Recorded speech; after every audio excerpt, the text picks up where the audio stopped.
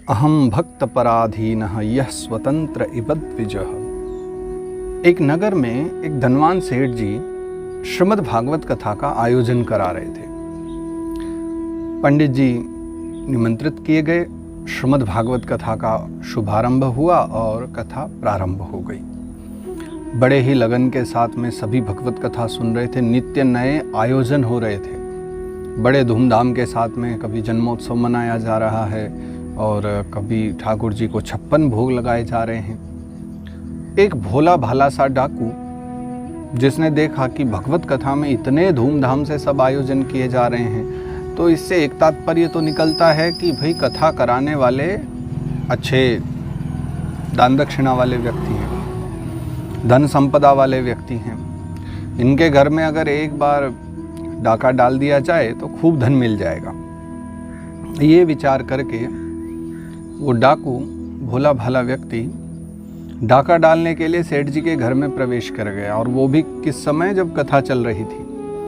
क्योंकि घर में ही कथा करा रहे थे सेठ जी, और जिस समय कथा होती है तो उस समय तो सबके लिए द्वार खुले रहते हैं। तो सभी के मध्य में वो डाकू भी वहाँ प्रवेश कर गया।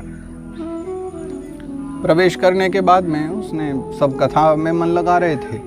वो इधर स्वर्ण चांदी सब ढूंढने में लगा था। पूरा घर छान मारा, उसको 1 रुपया भी नहीं मिला। बड़ा दुखी हो गया। ये कैसे सेठ जी हैं, इतना बड़ा घर ले रहे हैं और घर में कोई संपदा नहीं है। अब ये हरी इच्छा ही थी कि उसको कुछ मिला नहीं, लेकिन फिर भी हार नहीं माना, हिम्मत नहीं हारा, और ढूंढते ढूंढते वो घूमने लगा। पूरे घर में यात्रा कर रहा है कि कहीं तो कुछ मिलेगा।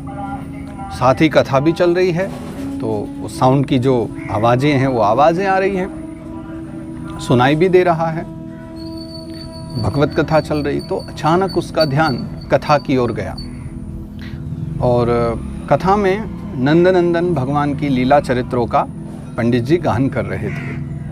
भगवान की गौचारण लीला चल रही थी कि प्रातः काल का समय हुआ और यशोदा मैया ने अपने छोटे से लाला को स्नान ध्यान कराए। स्नान करा करके पीताम्बरी पहनाई, और ठाकुर जी को पीताम्बरी धारण करके हाथों में सोने की एक बांसुरी दे दी। साथ ही स्वर्ण और चांदी के बहुत सारे दिव्य आभूषण कन्हैया को पहना दिए। मोर पंख का एक दिव्य मुकुट भगवान के मस्तक पर लगाया है, और भगवान के पैरों में सोने की ही पायल बांधी हैं। हाथों में पुष्पों की मालाएं हैं, और स्वर्ण के बाजूबंद हैं, फूलों के भी साथ में बाजूबंद है। तो बहुत सुंदर श्रृंगार मैया यशोदा ने अपने लाला का किया, अपने बड़े पुत्र बलराम का श्रृंगार किया, और दोनों को श्रृंगार करके बहुत सारे स्वर्ण आदि से अलंकृत करके दोनों अपने बच्चों को विदा करा दिया। गौचारण हेतु वन में विदा कर दिया। डाकू ने ये कथा जब सुनी तो सोचने लगा कि क्या 2 बच्चे इतना स्वर्ण पहन करके और दोनों ही वन में अकेले निकल जाते हैं? क्या इनको भय नहीं है कि कोई मेरे जैसा व्यक्ति आकर के इनको लूट लेगा?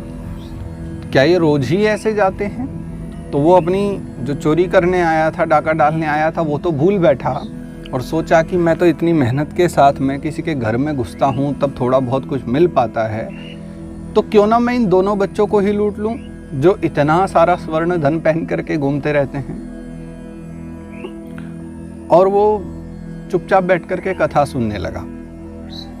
कथा क्रम आगे बढ़ा, संध्या काल हुई, पंडित जी ने आरती करवाई, कथा विश्राम हो गया। सभी लोग उठ करके जाने लगे, लेकिन ये भाई साहब की नज़र, इनकी दृष्टि तो पूरी तरह पंडित जी पर थी कि कब पंडित जी खड़े हों अपने मंच से और मैं जा करके उनको पकड़ लूँ। तो पंडित जी भी उतरे, कथा विश्राम हो चुकी थी, और वो चल पड़े अपने डेरे की ओर, जहाँ रुके हुए थे स्थान की ओर। पीछे पीछे ये भी हो लिया धीरे धीरे। अब सबको तो यही लग रहा है कि भैया श्रोता ही हैं सब जो आए थे, यहाँ तो सभी श्रोता हैं। पीछे पीछे वो भी हो लिया, और थोड़ी दूर जाने के बाद में उसने धीरे से आवाज़ लगाई पंडित जी, और पंडित जी ने देखा कि पीछे कोई आ रहा है जिसके हाथ में बड़ा सा एक लट्ठ है, एक लाठी लेकर के मेरे पीछे आ रहा है, तो सब ठीक तो है कि नहीं? और पंडित जी रुक गए। भोले भाले थे, सरल थे वो भी, और पंडित जी ने पीछे मुड़ करके देखा तो डाकू खड़ा था। पंडित जी ने पूछा कि हाँ भाई बताओ क्या बात है, आपको कुछ चाहिए क्या? तो बड़ी सरलता से उसने बताया कि देखो पंडित जी, आप हो ब्राह्मण और वक्ता भी हो, भगवान के प्रेमी भी हो, कथा करते हो, तो मैं आपसे असत्य भाषण नहीं करूँगा, जो भी है मैं सत्य आपसे कहूँगा। मैं एक डाकू हूँ और लोगों को लूटने का मेरा काम है। तो पंडित जी थोड़े से चिंताजनक हो गए, थोड़ी घबराहट हुई कि ये मुझे लूटने को आया होगा। कथा में देखा होगा इसने कि बहुत दान दक्षिणा चढ़ रही है। तो कहने लगे पंडित जी कि भाई देखो, आज तो दक्षिणा में ये कुछ आए हैं, कुछ सिक्के थे, कुछ दक्षिणा थी, कुछ आटा चावल दाल आदि आया था सब। पंडित जी ने कहा कि ये भैया आज की दक्षिणा है और यही खा पका करके अपना गुजारा होता है। अगर आप लुटेरे हो और डाकू हो और आपको लूटना है तो ये लेकर के चले जाओ, यही है हमारे पास, तो और क्या दें आपको।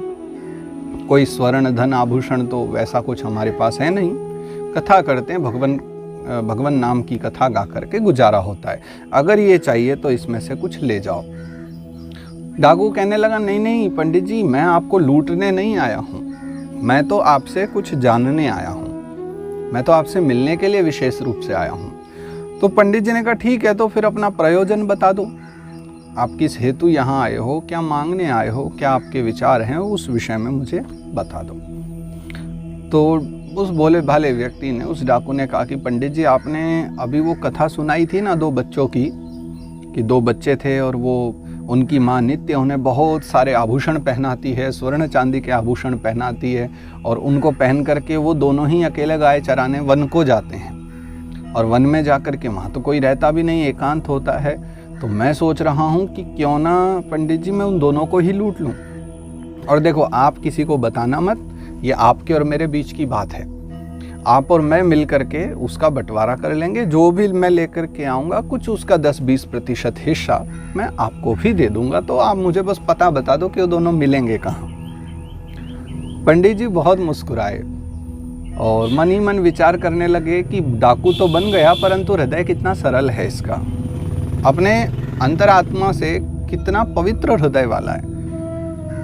अब ऐसे व्यक्ति को ज्ञान देने की आवश्यकता नहीं है। देखिए, पंडित जी ने बड़ी अच्छी विचार की बात की, इसको ज्ञान देने से अच्छा है भगवान के प्रति जो इसका विश्वास है उसको बने रहने दो, क्योंकि अज्ञानता से सरलता आती है और ज्ञान से गंभीरता आती है। जब तक अज्ञानता है हमारे हृदय में तब तक सरलता बहुत रहेगी, क्योंकि उसके विषय में हमें ज्ञान नहीं है, संसार के विषय में, ईश्वरीय सत्ता के विषय में, तो हृदय बड़ा सरल रहेगा। लेकिन जब ज्ञान आ जाता है तो ज्ञान आना भी अच्छा है। ज्ञान आ जाने से बस ये है कि वो जो सरलता है, वो भक्त हृदय वाली सरलता, वो थोड़ी कम हो जाती है, परंतु गंभीरता जीवन में आ जाती है और ईश्वर भजन का, ईश्वर पूजन का जो विधान है हम उसको समझ लेते हैं, ईश्वरीय सत्ता के विषय में हम जान लेते हैं। तो पंडित जी ने विचार किया कि इसको मैं ये तो नहीं बताऊंगा कि वो भगवान हैं और भगवान द्वापर काल में आए थे, वो तो कथा है। अब पंडित जी ने कहा चलो, अगर इसके मन में दृढ़ विश्वास है तो भक्त ध्रुव के समान, भक्त प्रहलाद के समान, क्या पता इसको भी भगवान के दर्शन हो जाएं और इसके द्वारा, इसके जरिए न जाने और कितने भक्तों को भी भगवत दर्शन हो जाएं। तो ये विचार के पंडित जी ने भी आज बड़ी अद्भुत लीला की और उसको समझा दिया कि ठीक है, तू बैठ, मैं तुझे पूरा पता देता हूँ। फिर पंडित जी ने कहा देखो, अब यहाँ से तुम सीधा उत्तर की तरफ चले जाओ और उत्तर की तरफ चले जाना, चलते जाना, तो आगे तुम्हें एक बड़ा सुंदर सा वन मिलेगा और उस वन के किनारे किनारे यमुना मैया बहती होंगी, यमुना नदी वहाँ पर मिलेंगी। तो यमुना के किनारे वो पूरा वन है और उसी वन में कदम्ब के बहुत सारे वृक्ष हैं। तो यमुना किनारे जितने कदम्ब के वृक्ष हैं ना, वो कहीं भी तुम्हें मिल जाएंगे और स्वर्ण की बांसुरी बजाते हुए मिलेंगे। तो सबसे बड़ी पहचान तो यही है। तो डाकू ने कहा वो तो सही है पंडित जी, पर शंका इस बात की है कि आपने जो बताए थे कि वो आभूषण पहन करके आते हैं, क्या नित्य ही वो इतने आभूषण पहन के आते हैं या किसी विशेष पर्व पर आते हैं? तो पंडित जी ने कहा नहीं नहीं, उनके पास तो इतने आभूषण हैं, वो तो राजा के लड़के हैं और नित्य ही इतने आभूषण पहन करके आते हैं। तो तुम निश्चिंत होकर के जाओ और उनको लूट करके आओ और जितना भी तुम्हें डाका डालना है उनके ऊपर डालो और उनके सारे आभूषण लूट लो। पंडित जी ने समझा दिया और वो डाकू भी मस्त हो करके, प्रसन्न हो करके कि चलो अब तो बहुत सारा स्वर्ण धन मिलेगा। उसने अपनी यात्रा प्रारंभ कर दी।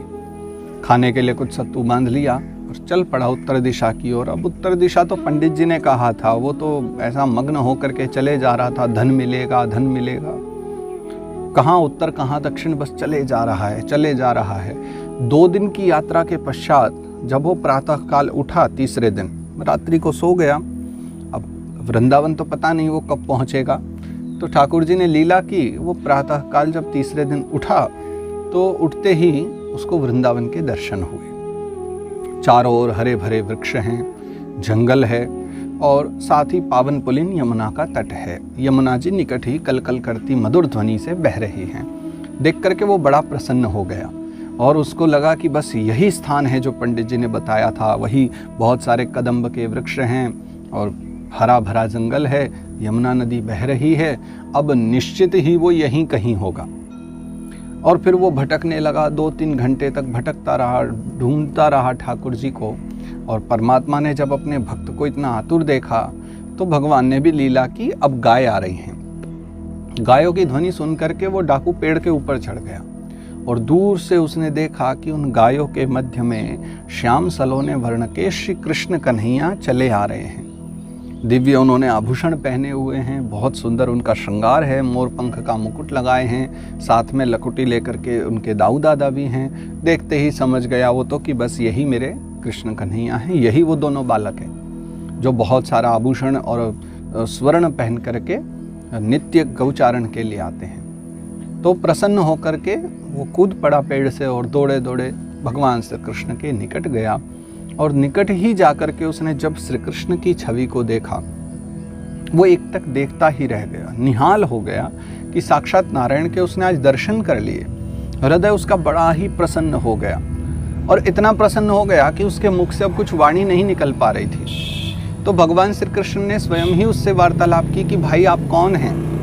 तो उसने बताया, सरल तो था ही, तुरंत कह दिया कि मैं डाकू हूँ। भगवान ने कहा, डाकू हो, परंतु क्या करने आए हो? तो वो कहने लगा, मैं तुम दोनों को लूटने आया हूं, तुमने जितने भी आभूषण गहने पहने हैं वो सब उतार करके मुझे दे दो। भगवान कहने लगे, क्यों दे दें? ये तुम्हारे आभूषण थोड़े ही ना हैं, ये हमारे माता पिता के आभूषण हैं। कहने लगा, लेकिन मैं डाकू हूं, मेरा काम है डाका डालना, अगर तुम नहीं दोगे तो पता है मैं क्या करूंगा? क्या करोगे? मेरे हाथ में लाठी दिखी है, दोनों के सिर पर ये लाठी मारूंगा और तुम्हें पता है कि एक बार लाठी पड़ी फिर तुम कुछ भी नहीं कर पाओगे, फिर मैं स्वयं तुम्हारे आभूषण ले जाऊंगा। तो भगवान ने कहा, नहीं, हम तो तुम्हें अपने आभूषण नहीं देंगे। और इस प्रकार से भगवान से उसकी मधुर वार्तालाप होती रही। वो भगवान को समझाने लगे। तो अंत में भगवान ने कहा, चलो एक काम करो, तुम अपनी लाठी ही मारो। अब वो पहले से ही भगवान के मधुर स्वरूप को देख करके, मंद हास्य को देख करके पहले ही बहुत बावला हो गया था। अब जब ठाकुर जी ने कहा कि चलो तुम लाठी उठा करके प्रहार ही कर दो, तो फिर तो उसका हृदय ऐसा द्रवीभूत हो गया, वो खुद कहने लगा, अरे लालाओं, तुम दोनों बच्चे इतने प्यारे हो, इतने सुंदर हो, तुम्हें देख करके मारने का हृदय तो करता ही नहीं। मैं तो व्यर्थ ही तुम्हें डरा रहा था, मुझे तुम्हारे आभूषण गहने नहीं चाहिए। तुम इतने सुंदर हो, इतने प्यारे हो, ऐसा देख करके लगता है कि मैं कहाँ गहने और आभूषणों के मध्य पड़ा हूँ। मुझे अगर नित्य तुम्हारे दर्शन होते रहें, मुझे तुम रोज दर्शन देते रहो, ऐसे ही मिलते रहो, तो कितना अच्छा लगेगा। मुझे ऐसा लगता है कि आज मेरा जीवन सफल सा हो गया है। भगवान प्रसन्न हो गए और फिर कृष्ण कन्हैया कहने लगे, देखो, अगर कोई प्यार हमें करता है ना, तो प्रेम से तो हम कुछ भी दे देते हैं, लेकिन लड़ाई करके नहीं देते। अब तुमने इतने प्रेम से बात की है और तुम इतना प्रेम हमें दे रहे हो, तो चलो हम तुम्हें खुद ही अपने आभूषण दे देते हैं। तो ठाकुर जी ने अपना एक हार उतार करके और उसको दे दिया और कहा कि तुम डाकू हो, लूटने आए हो, तो खाली हाथ मत जाओ, ये ले करके जाओ। डाकू कहने लगा कि क्या तुम सच में अपने मन से ये दे रहे हो? भगवान ने कहा, हाँ, बिल्कुल अपने मन से ही दे रहे हैं। और हाँ सुनो, तुम रोज आ जाया करो, अगर तुम रोज आओगे तो मैं रोज तुम्हें ऐसे ही कुछ आभूषण दूंगा। डाकू कहने लगा, लेकिन इतने आभूषण तुम लाओगे कहाँ से? भगवान कहने लगे, हमारे पास आभूषणों की कमी थोड़े ही ना है। अरे हमारे तो पिता राजा हैं, नंदराय जी के लाला हैं हम, और नंदराय जी के यहाँ धन धान्य आदि की कोई कमी नहीं है। तुम रोज आ जाया करो और एक आभूषण मैं तुम्हें रोज दे दिया करूंगा। प्रसन्न होकर के वो डाकू ने भगवान से आज्ञा मांगी और कहा कि चलो अब तो मैं नित्य ही आपसे मिला करूँगा और नित्य ही आपसे आभूषण लिया करूँगा। ये कह करके फिर उसने यात्रा की और वहाँ से चला। लेकिन अब ढूंढने में तो 3 दिन लग गए थे, लेकिन वापस जाने में ज़्यादा समय नहीं लगा और वो एक ही दिन में पंडित जी के पास वापस गया। कुटिया में पहुँचा और उनको जा कर के साष्टांग दंडवत प्रणाम की। तो पंडित जी बोले, बहुत अच्छे समय पर आए हो भाई, क्योंकि कथा तो विश्राम हो गई, 7 दिन पूर्ण हो गए, अब हम भी जाने की तैयारी में थे, आगे कहीं यात्रा करेंगे। आप आ गए हो तो बड़ा अच्छा लगा। आपकी यात्रा कैसी रही? ठाकुर जी के दर्शन हुए उन दोनों बच्चों के? तो वो प्रसन्न हो गया और उसने वो हार ला करके पंडित जी के चरणों में रख दिया। पंडित जी, ये हार लेकर के आया हूँ। मैं तो उनको लूटना चाहता था, पर वो तो इतने प्यारे हैं दोनों, और उन्होंने अपने आप ही ये हार दे दिया और ये भी कहा है कि अब अगर मैं नित्य जाऊँगा तो नित्य मुझे वो दर्शन देंगे और नित्य ही वो कुछ न कुछ आभूषण भी देंगे। और भगवान वो तो बड़े ही सुंदर हैं, सुकुमार हैं और दोनों ही बड़े भोले भाले हैं। पंडित जी मुस्कुराने लगे, विचारने लगे कि भोले वो नहीं, भोला तो तू है, सरल तो तू है इतना। और पंडित जी ने जब वो हार को उठा करके हाथों में देखा, दिव्य अलौकिक हार, पंडित जी विचार करने लगे, ये हमारे भूमंडल का नहीं है, ये पृथ्वी में, ये संसार में किसी के पास नहीं हो सकता, ये तो अलौकिक है, इसकी आभा, इसकी छटा दिव्य है। ऐसा लगता है मानो सत्य में ही इसने भगवत दर्शन किए हों। और पंडित जी उससे प्रार्थना करते हैं कि क्या तू मुझे भी साथ ले जा सकता है? ये हार तू रख ले, ये तुझे मिली है प्रसादी रूप में, मुझे ये नहीं चाहिए, बस तू ये बता क्या तू मुझे अपने साथ लेकर के जाएगा वहाँ? उसने कहा बिल्कुल, आप चलिए ना, आप तो मेरे गुरु हो, आप ही ने तो मार्ग दिखाया था, मैं आपको क्यों नहीं लेकर के जाऊँगा, अवश्य ले जाऊँगा, आप मेरे साथ चलिए। और पंडित जी को लेकर के अगले दिन वो गया, पहुँचे कदम्ब के वृक्ष के नीचे वहीं, और खड़े होकर के वो देखने लगा। पंडित जी बोले कितनी देर और? बोले बस आते ही होंगे, समय तो हो गया है। पेड़ पर चढ़कर उसने दूर से देखा कि वो आ चुके हैं, तो बड़ा प्रसन्न हुआ, पंडित जी को लेकर के दौड़ने लगा और जहाँ कृष्ण कन्हैया थे वहाँ लेकर के गया और कहने लगा, देखो पंडित जी, इन गायों के मध्य में दोनों सुकुमार कितने प्यारे लग रहे हैं। पंडित जी बोले, लेकिन ना तो यहाँ कोई गाय दिखती है, न ही कोई बालक दिखते हैं, तुम किन्हें देख रहे हो? तुम पागल तो नहीं हो गए हो? वो डाकू कहने लगा, भगवान वो सामने ही तो हैं, आपको क्यों नहीं दिखाई दे रहे?